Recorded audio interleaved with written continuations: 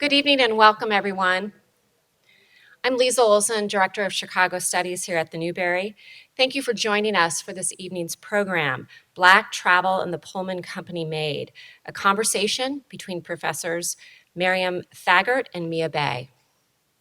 The Newberry Library supports and inspires research, teaching, and learning in the humanities. Since our founding in 1887, the Newberry has remained dedicated to deepening our collective understanding of ourselves and the world around us. We connect researchers and visitors with our collection in the Newberry's reading room, exhibition galleries, program spaces, classrooms, and online digital resources. The Newberry's reading rooms and exhibition galleries are open to readers at no charge, with no appointment necessary, Tuesday through Saturday. This event is part of programming for our exhibition, Handmaidens for Travelers, the Pullman Company Maids. The galleries will be open until 7:30 this evening, so if you'd like, please take a look in the galleries after this conversation. At the conclusion of tonight's event, we'll convene a Q&A. It's going to work in a kind of interesting way. You can text your questions to this phone number really at any time during the event, and we'll see them. And then our authors will respond to your questions at the end of their conversation. Our authors will also be signing books in the lobby after their conversation. Programs such as these are free and open to the public thanks to the generosity of our community of donors. Please consider making a gift to the Newberry, which you can do really easily by going online to newberry.org. Now it's my pleasure to introduce tonight's speakers. Dr. Miriam Thaggert is an associate professor of English at the University of Buffalo. She's the author of 2 books, Writing Jane Crow, African American Women on the American Railroad, and Images of Black Modernism, Verbal and Visual Strategies of the Harlem Renaissance.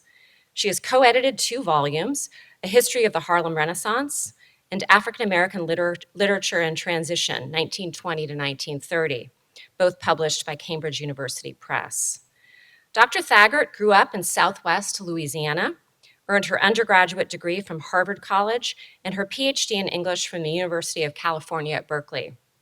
Her interest in train travel began right here at the Newberry, where she spent a year-long fellowship. We were trying to remember, in 2015 it was, ages ago, where she spent a year-long fellowship combing through the very substantial Pullman Company archives. We actually have one of the archivists here who processed that collection, which is fun. And we're really, really, really thrilled to have Dr. Thaggert back here at the Newberry this evening and as well tomorrow. Dr. Mia Bay is the Roy F. and Jeanette P. Nichols Professor of American History at the University of Pennsylvania. Prior to arriving at Penn, Bay worked at Rutgers University, where she was a professor of history and the director of the Rutgers Center for Race and Ethnicity. She holds a PhD and MPhil from Yale University and a BA from the University of Toronto. In addition to many articles and book chapters, Bay's publications include Traveling Black, A Story of Race and Resistance, The White Image and the Black Mind, African American Ideas About White People from 1830 to 1925, and To Tell the Truth Freely, The Life of Ida B. Wells, which came out with FSG in 2009. She's edited the writings of Ida B. Wells and co-authored the textbook Freedom on My Mind, A History of African Americans with Documents.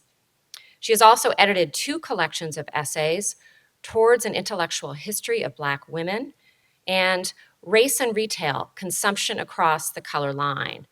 Bay is also a frequent consultant on museum and documentary film projects. Bay's current projects include a new book on the history of African American ideas about Thomas Jefferson. Please welcome Drs. Miriam Thaggert and Mia Bay.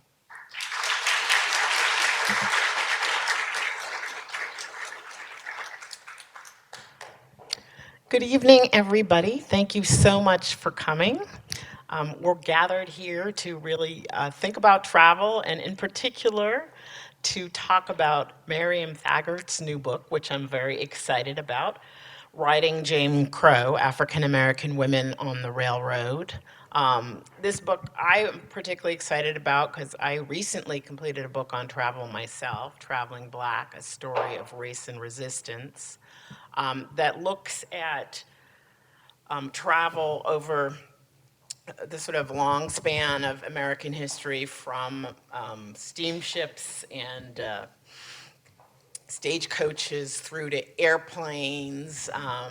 But the train is central to it because the train is sort of almost where it all begins, the history of segregation and racial exclusion that often defines the African American experience in travel, and trains and how they operated, including the sort of development of the Jim Crow car and the development of Jim Crow laws to sustain racial segregation are sort of set the pattern for so much of what happens in Southern society and so much of what happens on the train. So my book has chapters on buses and planes and automobiles, but it actually has two chapters on trains because I could not get it down to just one. And I'm delighted to see more on trains, especially on women on trains, because gender is very central to segregation. And as this book emphasizes in its title, Writing Jane Crow, there's women face really distinctive forms of segregation. So what I want to do today is talk with Professor Thaggert about her book and maybe a little more generally about travel and explore the kinds of issues it raises. So let's start with the title. What are, I mean, you use the word Jane Crow and suggest it maybe has several meanings. What are you thinking of when you talk about Jane Crow? No, thank you so much. The title is a nod to the term writing Jim Crow, which a number of people may be familiar with. Writing Jim Crow is a reference to segregated travel. And writing Jane Crow is an acknowledgement that I talk about female travelers. But Jane Crow was also a term that was coined by the author Polly Murray. Polly Murray was a lawyer, scholar, poet, really amazing individual. Murray came up with the term Jane Crow to talk about gender and sexual discrimination. So the title is a nod to Polly Murray. I have a conclusion on Polly Murray, examining how Murray really found traveling on freight cars a somewhat freeing experience. So the title, the term, it sort of travels as you read through the book.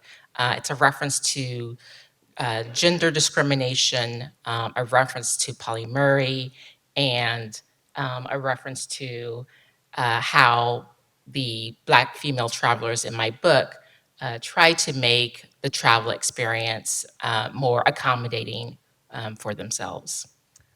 Yes, that actually brings up another point I've been thinking of. One of the points of emphasis in your book is it asks us to think about travel and the experiences of Black women on trains as both a site of discrimination, but also a site of freedom struggles, the site of people striving for full citizenship. And you underscore that you see this as really, that for Black women, this is a really key site for the full development of citizenship. Can you tell people a little bit more about how you understand the distinctiveness of the Black female travel experience? Yeah, so I think it'd be important for me to highlight this idea of the ladies' car, which I know you do a lot of work on as well. The ladies' car was a train compartment set up for white traveling women traveling by themselves or with a male companion. And in the late 19th century, a number of African American women, when they tried to ride in the ladies' car, they would be forced off, most famously Ida B. Wells. And so for a middle class Black woman to ride in the ladies' car had a lot of significance because for so long, for so often, Black women were not considered to be quote unquote ladies. So this desire to ride in a ladies' car, this need to ride in, I think, we see reflected in people like Ida B. Wells and a number of other African American women who sued when they were forced off of the train car. Yeah, this is part of what your book makes really clear, which was exciting to me. For me, my interest in travel partially really started with these stories about the ladies' car. I wrote a biography of Ida B. Wells, and she became a political activist and a journalist, um, largely as a result of being forced off the ladies' car, because it presented women with this dilemma. If I can't ride in the ladies' car, what is my sort of status as a female person? It made no sense legally. It made sort of full being a woman a sort of aspirational thing in certain ways for Black women. And this is part of what Miriam Thaggert's book explores. You start out by sort of telling us about the experiences of Black women intellectuals on trains. Why that focus, and why is that sort of the point of departure for your first chapter? I thought it was really interesting that so many prominent Black female intellectuals of the mid to late 19th century, so many of them referenced their difficulties riding the train. So we have Anna Julia Cooper, we have Ida B. Wells, there's Mary Church Terrell, there's Frances Harper, and I was just struck by the sort of the repetition of their discussion of not receiving courtesy, not being treated like white female passengers. And the fact that it came up over and over again, it just suggested to me that there was something very fundamental about the train ride experience for Black women, Black middle class women, that could be so fraught with anxiety. Not only is there a question of will they be considered ladies, but we could also consider, will they be treated like any other citizen within this train compartment. So the train car for these Black women, for me, it seemed like it was a very significant setting, a place where Black women could talk about how they're treated in this larger goal to bring more attention to some of the racism and sexism they experienced. Yeah, I think that's very true. I also was struck in studying trains that there's also a period of time where really nobody sort of cannot ride the train. I mean, Mhm, there's ways in which Black women, especially middle class Black women, can shelter themselves from certain forms of racial discrimination. They can avoid theaters and they mhm, can not go to restaurants where they aren't welcome, but there's no alternative mhm, for travel in the late 19th century in particular, which is particularly problematic because it's very fraught, which you also explore. Your chapter on the legal cases really underscores the extent to which Black women are sexualized on mhm, the railroad and how this poses a dilemma for many female travelers. mhm. Perhaps you can tell us a little more about that as well. Mhm. Yeah, in that particular chapter, I think it's chapter 2, I look at 2 lawsuits in which Black women were forced out of the first class car. The women sued the same train company, the Memphis and Charleston Railroad. One woman won her case, the other woman did not. What was curious about the 2 cases is that in both cases, the conductor assumed the Black woman was a prostitute.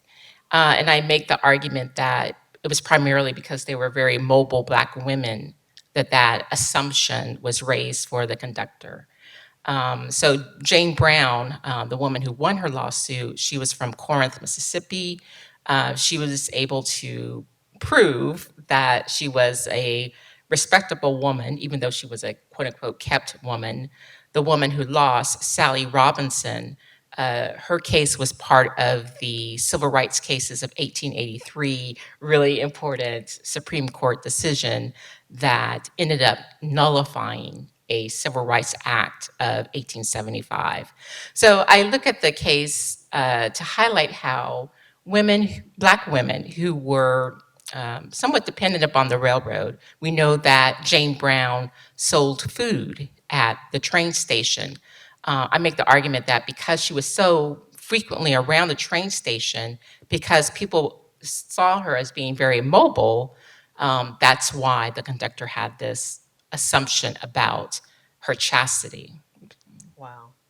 Yeah, I mean, that assumption comes up. I think also sometimes there's, the railroads and the state courts are wrestling with the issue of segregation, and they want to find excuses for why Black women can't ride in the ladies' car. When, in the case of Ida B. Wells, there were suggestions that she was a busybody, that she was just trying to ride in the ladies' car to annoy people. There's all, and questions about chastity, of course, are often central.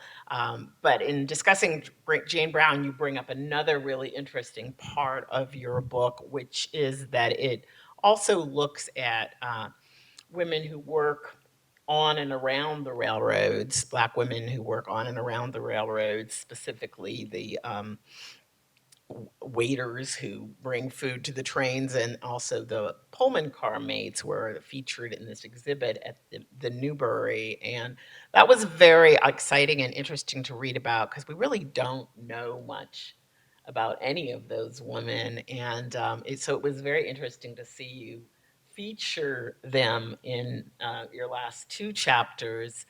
um, I know that you struggled a little bit with the archives, so perhaps we can start out by just talking about sources and how you kind of reconstructed their experiences. Well, the Pullman maids or the weighted carriers? Um, Either one, I Okay. guess. Well, let's start with the Pullman maids, Okay. since most people here are familiar with them. Um, so the book began here at the Newberry Okay. when I was looking through the Pullman archives, and I found the application of a woman applying to be a Pullman maid. And I was just really startled because I had never heard of this position before. I was very familiar with the Pullman porters, knew absolutely nothing about the Pullman maids. And I was just curious about the maids' experience. How did they interact with the porters? Did they have the same sort of concerns as the porters? And one question led to another, and I started to think more broadly about the Black woman's experience with this form of transportation. So the Pullman Archives, which they're one of the Newberry's largest archives here. I was very fortunate to spend my time to look through the different aspects of that particular archive. And I was really fascinated with the employee cards. And there are some examples of the employee cards in the exhibit. You get a lot of information. The employee cards are really important for people who are doing genealogy.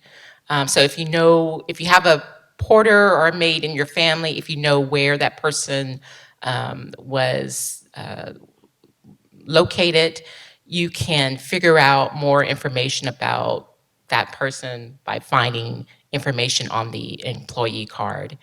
I was really interested in the instruction pamphlet for the maids. This was a very short pamphlet that listed about 17 different rules that the maids had to abide by. One of the most interesting ones to me was that the maids could not wear makeup. They were not allowed to wear rouge. There was also a certain level of hierarchy that I think the instruction manual imparted, because one of the rules was that the conductor has authority over everyone in the Pullman compartment. Um, and one of the things that I really enjoyed about doing the exhibit, I enjoyed trying to tell this sort of visual story, a visual narrative, because I'm a literary scholar, I'm not a historian, as I mentioned to Professor Bay. And I was just really interested in how do we tell the story about these little known women with documents, with photographs, with their ID photos. How do we do it ethically, responsibly, but also in a way that would capture the public's interest? So it was a very interesting experiment, and I hope all of you have a chance to see the exhibit before you leave. Yeah, I think it's exciting because these women have been so invisible. I've read a lot about the porters. I've come across references to them in a lot of novels and biographies, but you don't hear so much about the maids. They're far less numerous, I think you were telling me, partially because there's smaller numbers of them employed on a given train, and maybe also they are used less systematically. But they have this sort of intriguing presence in the records. In fact, one of the other things that Pullman porters are known for is, of course, the Brotherhood of the Sleeping Car Porters, which is founded in the 20s and is the first African American union to be recognized by the American Federation of Labor. And it, at some points in its history, is called the Brotherhood of the Sleeping Car Porters and Maids. Am I correct about this? That's correct, right. Do you know what happens? When do the maids disappear and why? It occurs right around the same time that the BSCP is recognized by AFL. So there's an interesting corollary there. Yeah. And what are the maids employed to do? Like, how does their job differ from the job performed by the porters? They primarily worked with the female passengers, young passengers, and the elderly. That was those were the people that they were supposed to take care of. They also gave manicures. So we know that the Pullman porters supplemented their wages through tips by shining shoes. Right. The maids earned tips by giving manicures and styling hair. So, and you can see some images of the maids doing that in the exhibit. And do you know about the history of the women who traveled on the trains? Do we have any personal narratives? Of the maids, we do have an interview. We have one recorded interview of a woman who worked as a maid, I think between 1926 and 1931. And she was a politician in the Bay Area. She was giving a interview in her 70s, and she sort of offhandedly mentioned that she was a Pullman maid. And even her interviewer was kind of surprised by this information because it wasn't in any of her other sort of official records. So we do have that one interview of the Pullman maid.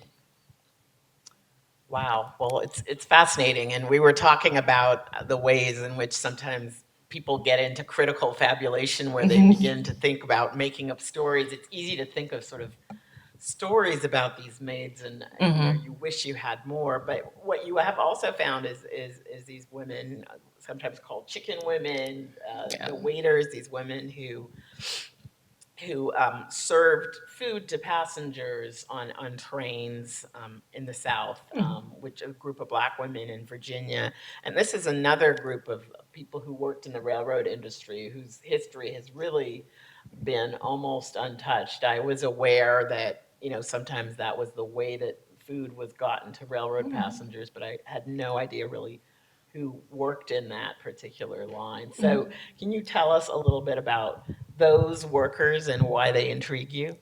Yeah, these were the waiter carriers. They were really prominent in this Virginia town, Gordonsville, Virginia. And originally, they sold a number of food like fried chicken, apple pie, coffee on the train platform of the depot station. Eventually, they were forced to move to the train tracks to sell the food. And eventually, they were banned altogether from selling food at the train station. And I was curious about this movement from depot, train track to banishment. And I learned that there was a prominent citizen who had his own restaurant at the train station, and he didn't want to have to compete with the business of the waiter carriers, and so he got them banned.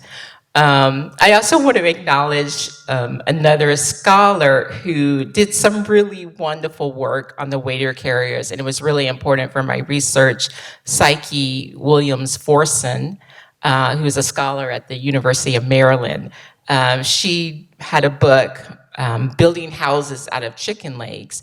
And that was really the first sort of public discussion about these African American women who sold food at the train station. It was a really important book for my work. But I found these women quite fascinating because we see as the town became more well known for the fried chicken the women sold, the town tried to limit their sort of economic prominence. And I think we could see that with the banishment. Yeah, that is fascinating, and it underscores one thing that really struck me in studying travel.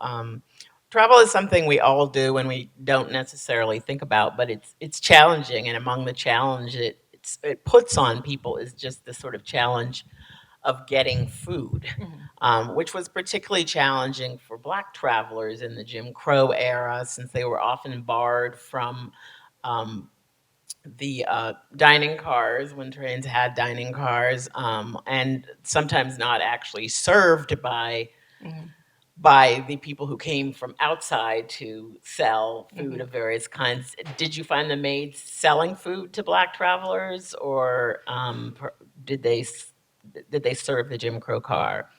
I didn't find maids selling food. For the most part, I Not the found maids, I the meant waiter carriers. yes. I found mostly the waiter carriers sold food to white passengers. I haven't found too many references of waiter carriers selling food to Black passengers, and that might be because of something that you talk about in your work, the Jim Crow traveling kit. So, can you tell us a little bit about the kit and why it was important for Black travelers? Yeah, I mean, the Jim Crow travel kit is how a minister once described. He was a minister who lived in Chicago, but he traveled to the South frequently. And he described himself as traveling South with an elaborate kit that included a pair of overalls to protect his clothes from the sort of filth of the Jim Crow car, a supply of tinned fish and other food staples, a little stove,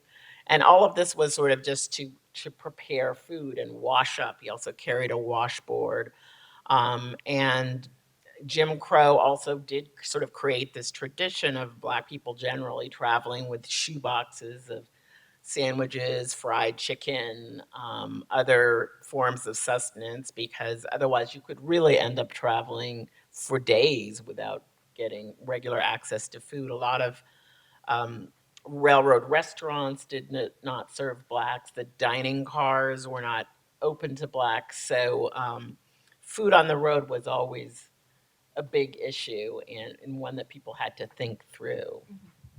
Well, one of the things I really love about your book is that you look at a variety of travel, not just railroad travel. You look at airplanes, buses.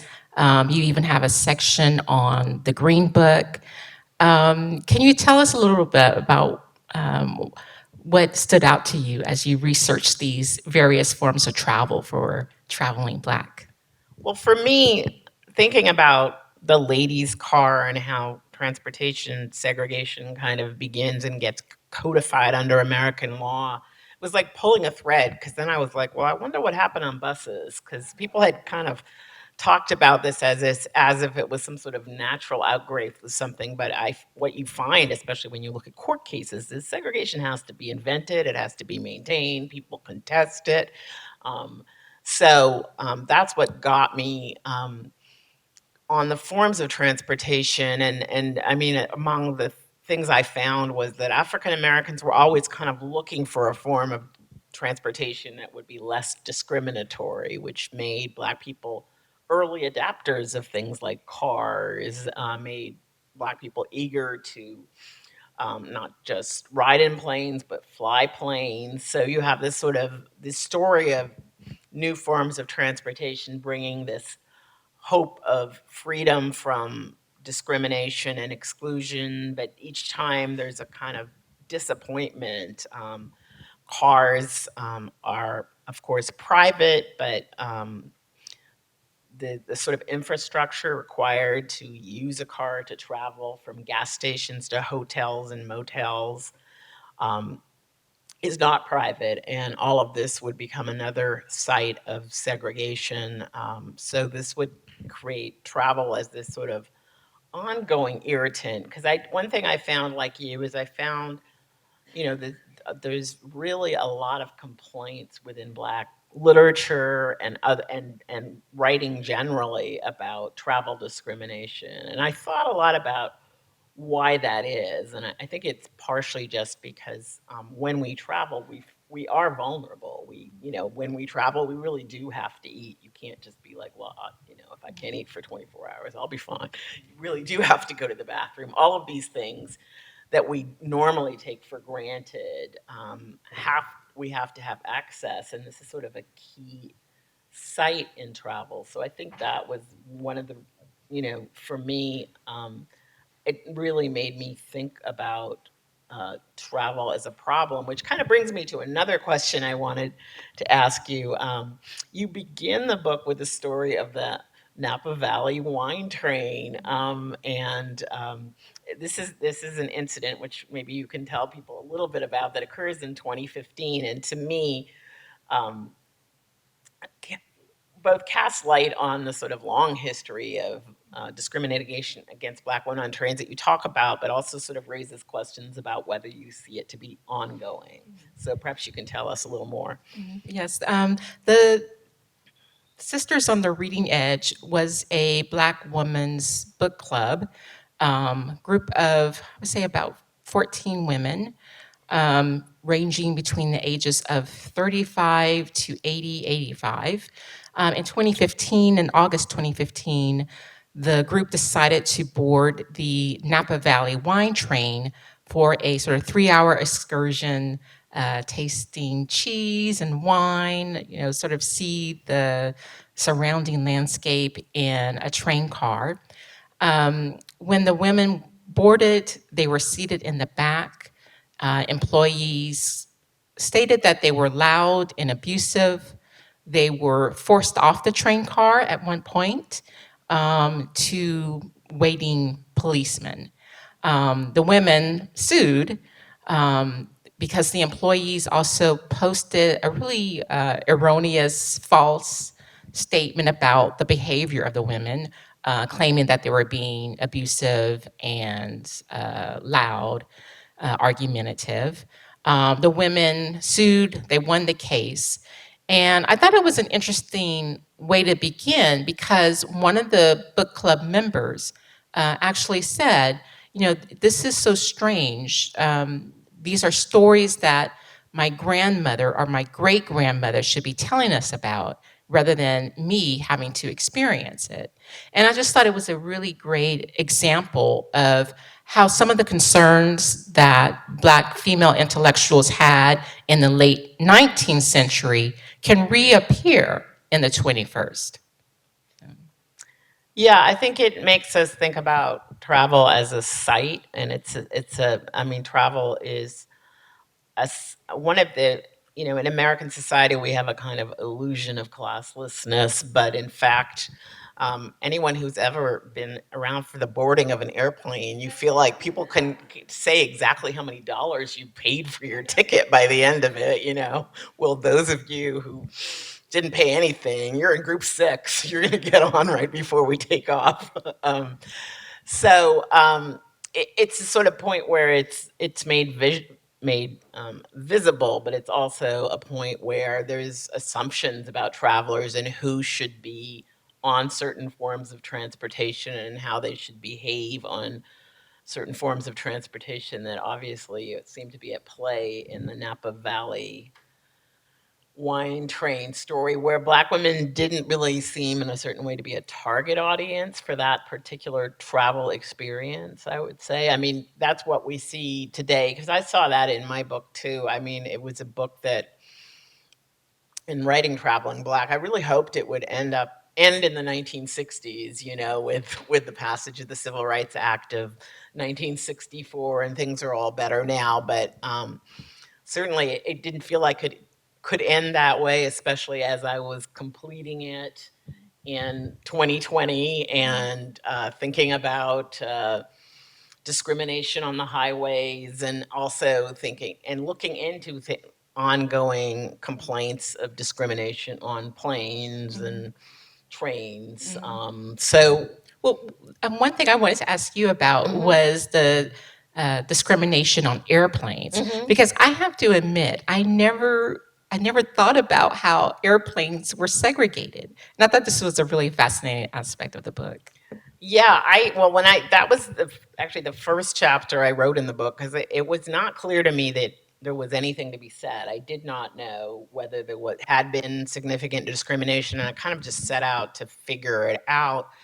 And what I did find was a history of segregation on airplanes, outright. Well, it sort of started with outright exclusion. Blacks were excluded from flying planes at early airfields, even keeping a plane at an early airfield.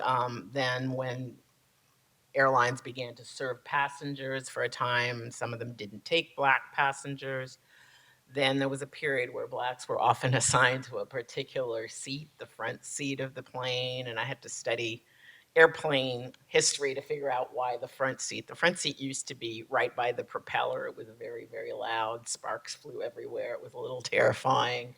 Nobody wanted to sit in it, and that was where black flyers often got assigned. There weren't very many of them, so that usually took care of it. And then there was a period of time after that where, as plane design changed, the sort of front seat disappeared, but airlines often sat blacks together, which is something my mother actually experienced on a plane. She traveled on a plane in the 50s, and I asked her about it before I ever even had thought of this book, but I was just curious because my mother's afraid of everything, and I was like, I wondered if she found it terrifying, and she was like, I was like, well, what was it like? What do you remember about it? And she said, there were only two black people on the plane, and I was seated next to the other one. That's what I remember. And I was like, oh, that's weird. But later I found out that was actually what they were doing with black passengers. So there is this long history.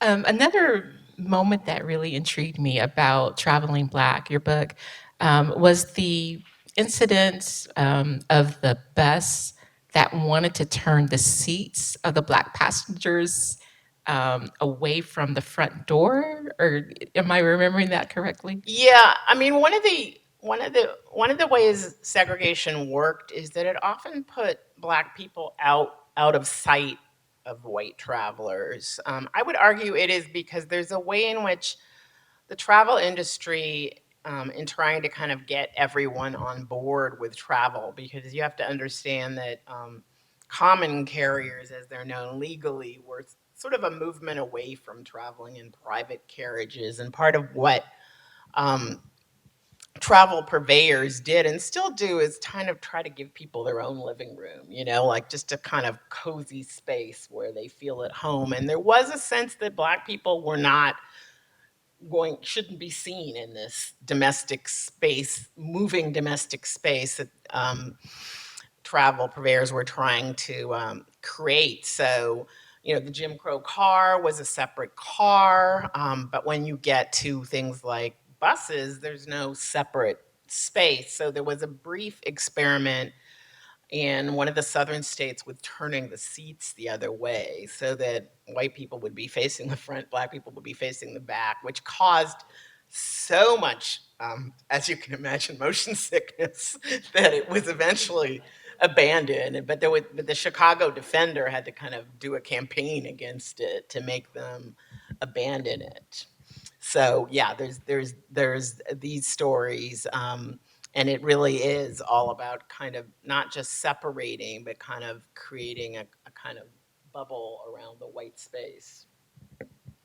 And there's a really fascinating image of a cartoon image, I guess, a drawing of a bus with the seats turned backwards. So, Yeah, a cartoonist for the Defender did an image for it, and it was sort of the height of the indignity because buses were one of these things that black people hoped would be an escape from Jim Crow, but instead African Americans ended up at the back of the bus, which for long distance travel especially had real hardships back in the day. The buses did not really have springs or significant shocks back then, so the back was very bumpy and moved sort of up and down sideways. There was always a seat that was right over the wheel that was quite high, so people complained about that. It was, and there was also rituals around the space and bus travel, especially in the South, that were just very difficult. Like whites boarded first, and then Black people would get on, and if there was no room left in the bus after the whites had boarded, which was quite common during the war years, for instance. Blacks would just have to wait for another one. So there was a constant reminder of not, it wasn't separate. Sometimes I think we can imagine segregation as being separate but equal, but it really was always underscoring the inequality of the race in kind of offering less facilities to African Americans. Well, two of the figures that we both talk about are Ida B. Wells and then also Mary Church Terrell. So could you tell us a little bit about how Mary Church Terrell figures in your work? Yeah, Mary Church Terrell sort of bookends my book. She is sort of right there in the beginning, but she also lives a long life, so she keeps turning up. And one of the things that really struck me early on in writing the book was a passage in her autobiography where she talks about her first experience of segregation.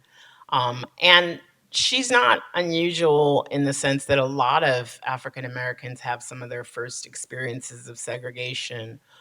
Um, in travel, on trains, places like that. But she also talks about it in gendered terms that made me realize I really had to think about it as a gender issue. She's traveling in the South around the Civil War era, before there's formal segregation, but there's begun to be a tendency to put blacks in what's then called the smoking car. And she's traveling with her father. She's very, very young. He leaves her in the first class car by herself. Her father is a very successful businessman, so he has them in the first class car, and he goes off to the smoking car to talk to somebody.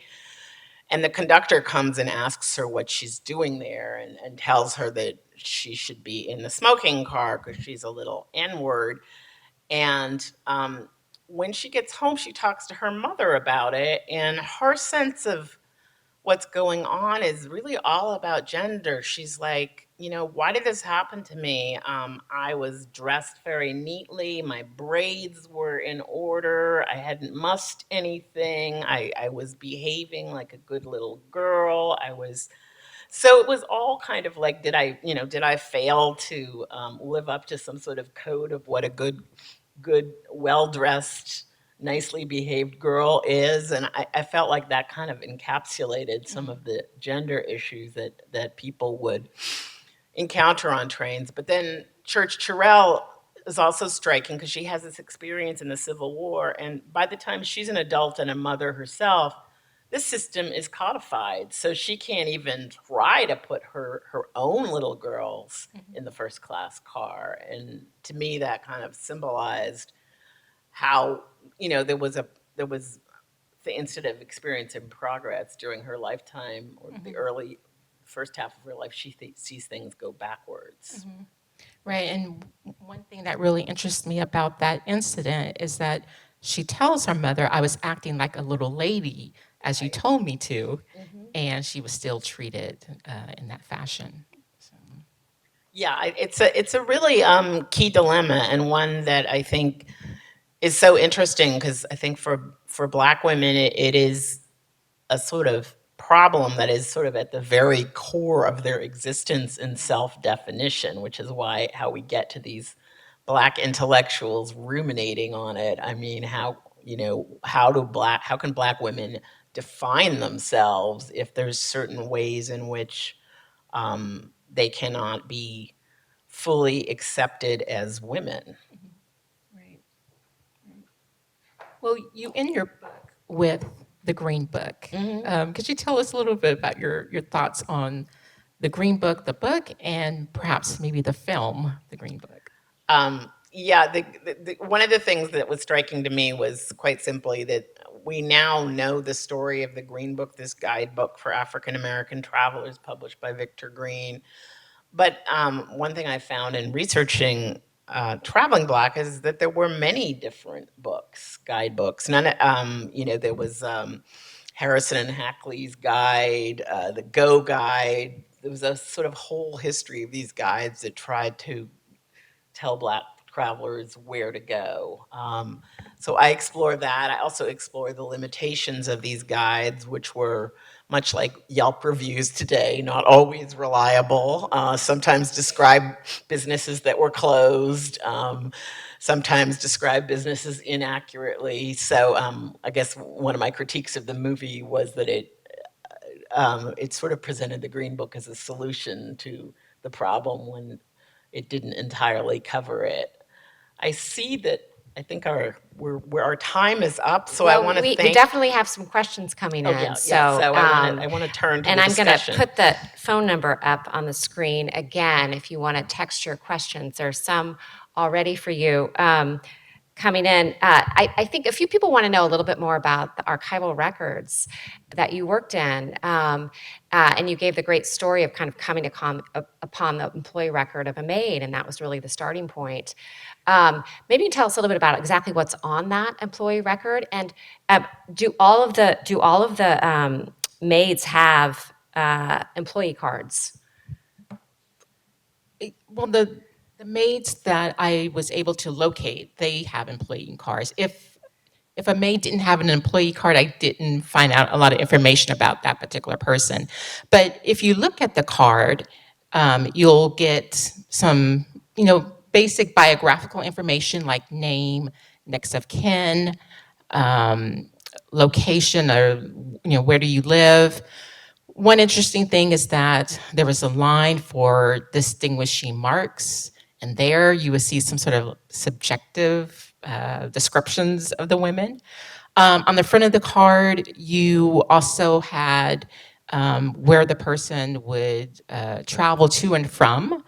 On the back of the card, something that I found really intriguing was maids had reprimands. So if they didn't follow the instruction manual, they would be reprimanded. There would be a line with the date stating what they did wrong. If women were on the train, if maids were on the train when a passenger lost an item, there would be a record made of the object that was lost, the approximate value of the object, and whether or not the maid may have been somehow responsible for this missing item. So basically, they were accused of theft, and this was also the case for the porters as well. And in the book, I try to use the employee cards to sort of tell this fragmented history, a fragmented employee history of the maids. What can we learn about the maids based upon what their supervisors had to say about them? Of course, that's, again, somewhat subjective, but I think we learn a lot of information. One thing that really stood out to me in looking at the employee cards, there was one card that is part of the exhibit where we have some sort of tension between an African American maid and an Asian American maid. And this is something that I think is really, that I would love to return to and ask more questions. But there were also Asian American women who worked as Pullman maids, primarily along the Western lines. And I wasn't able to find a lot of information about them. So I would argue that in the Pullman archives, we have some detailed information about the porters. We have more limited information about the African American Pullman maids, and very little information about the Asian American women who worked as maids. And I'm just really curious about that absence. Toni Morrison has a line when she states that some absences are so ornate that they call attention to themselves. And I think there's something about the absence of documentation of the Asian American maids that I just find really puzzling and just very curious. Giving somebody else another book project, definitely. There are two questions really around class. The kind of educational level of maids, or the skin complexion, or the region of the country. That we know that Pullman porters in their own community were generally very well respected, given their wide travel and relative level of income, and their children maybe going on to college. How does that square with the Pullman maids? Well, the woman who gave the interview, she was highly educated, and I found that most of the Pullman maids had some form of education. So the woman who was a politician in the Bay Area, she had a degree from Tuskegee Institute and Howard University. She also Wow. had a background in nursing, and being a nurse was really important for the Pullman maids because they could assist and aid if a passenger got sick. You mentioned skin color, and that was something there is a monitor in the exhibit where you can see some of the ID photographs of the women. And these were photographs taken by the Pullman Company and attached to the employee card. I found a range of skin tones in the maids with a slight um, higher number of lighter skinned maids. So I'm not sure if there was a skin color form of discrimination in the hiring of the maids. Two other related questions. One question is, did Pullman have any regulations on marriage or pregnancy? And then, did you come across any maids who married porters? That's a really good question.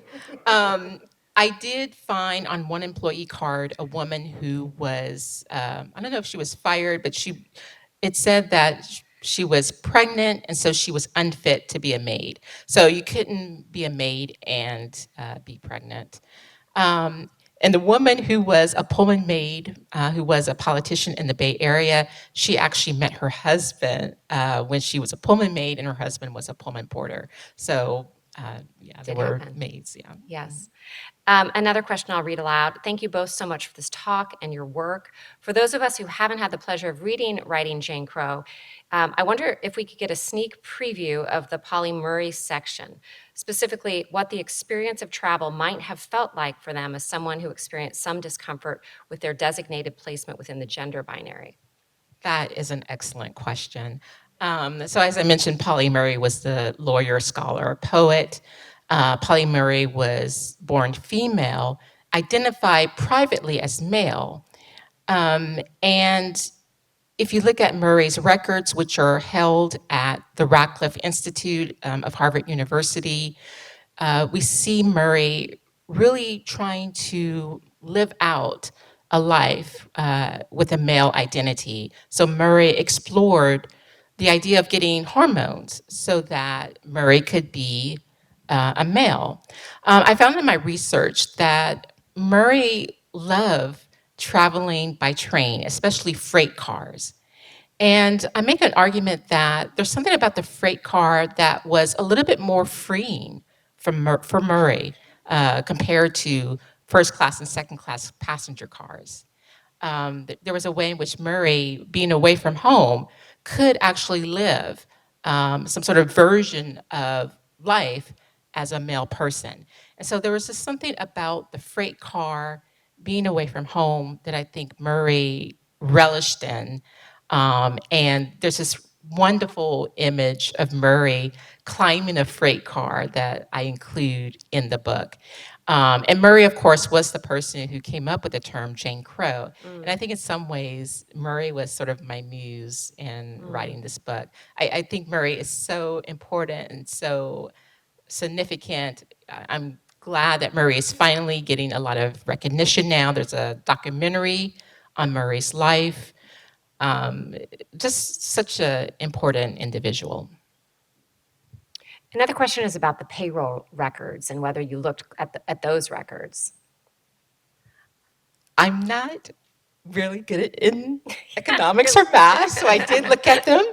I do have questions from people about the pay scale of the maids, and your pay scale really depended upon your seniority, whether you're a porter or a maid. Around the 1920s, maids received about $70 per month, compared to the porters, who probably got about $80 to $90 per month. And of course, that depended upon your route, seniority, and distance. I have a question that was right. You sort of pointed to this idea around critical fabulation and telling stories out of the archive that actually aren't really empirically recorded in the archive, but sort of filling the silences and filling the gaps. What was your relationship to that kind of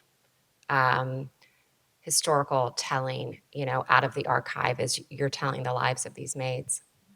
Yeah, that's a question that we both talked about. I wanted to be very factual, but also acknowledge the gaps in the archive.